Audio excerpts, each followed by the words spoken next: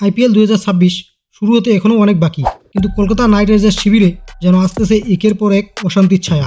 কারণ যে দলটির বোলিং অ্যাটাক আইপিএলের সবথেকে খতরনাক এবং বিধ্বংসী মানা হচ্ছিল, আর সেই দলটি ইনজুরি আর ফর্ম ক্রাইসিসের অন্ধকারে ডুবে গেছে।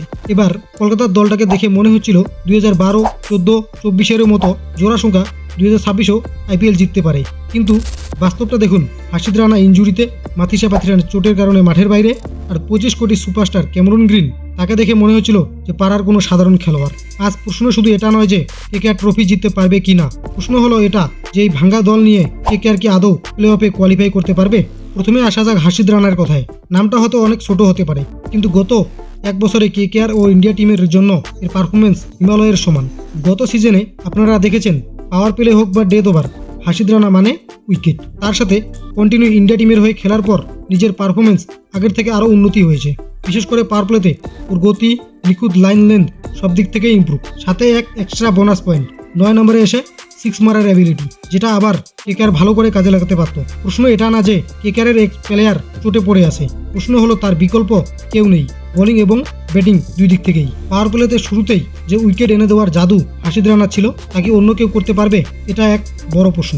আর আইপিএলের মতো লিগে যদি আপনাদের পাওয়ার প্লে দুর্বল হয়, তবে ম্যাচ আপনাদের হাত থেকে ফাল্গুনি হাওয়ার মতো বেরিয়ে যাবে। হাসিদ রানা যদি হয় পাওয়ার প্লের প্লেয়ার, তবে Matheesha Pathirana death over specialist. ওই স্লিং অ্যাকশন, 150+ গতি, ব্যাটসম্যানের স্টাম্প ছিটকে দেওয়া ছিল ওর রোজকার কাজ। কিন্তু পাথিরানার সাথে সবসময় একটা শব্দ লেগে থাকে, ইনজুরি। আমরা সবাই জানতাম ওর ফিটনেস নিয়ে সমস্যা আছে, তাও কেন কেকেআর 18 কোটি টাকা খরচা করে ওকে কিনলো? কারণটা পরিষ্কার, একটা ম্যাচ জেতানো ডেথ ওভার স্পেশালিস্ট এর অভাব পূরণ করা। একবার ভাবুন তো, যদি সবাই ফিট থাকতো তাহলে বোলিং লাইন আপ কেমন হতো? পাওয়ার প্লেতে বৈভব আরোরার সাথে হাসিদ রানা, মিডিল ওভারে সুনীল নারায়ণের সাথে বরুণ চক্রবর্তী, আর ডেথ ওভারে মাথিসা পাথিরানা।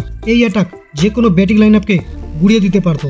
কিন্তু আজ সেই ডেথ ওভার কেকেআরের সব থেকে বড় মাথা ব্যথা। আইপিএলে যদি শেষে 4 ওভারে রান নিয়ন্ত্রণ করতে না পারে, তাহলে 200 রানেরও টার্গেটও মামুলিক মনে হয়। পাথিরানাকে ছাড়া কেকেআর কি পারবে রান আটকাতে? দুর্দশা এখানেই শেষ নয়।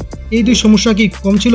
তার উপর আবার বড় সমস্যা হয়ে দাঁড়িয়েছে ক্যামেরন গ্রিনের ফর্ম। যে প্লেয়ারকে KKR management world class allrounder ভেবে 25 কোটি টাকা দিয়ে কিনেছিল, আজ তাকে চেনা দায়। পুরো বিশ্বকাপে ওর পারফরমেন্স ছিল এক কথায় জঘন্য। না ব্যাটে রান আছে, না বলে ধার। ওকে নেওয়ার প্রধান উদ্দেশ্য ছিল কেকেআরের মিডিল ওভারকে স্টেবিলিটি দেওয়া।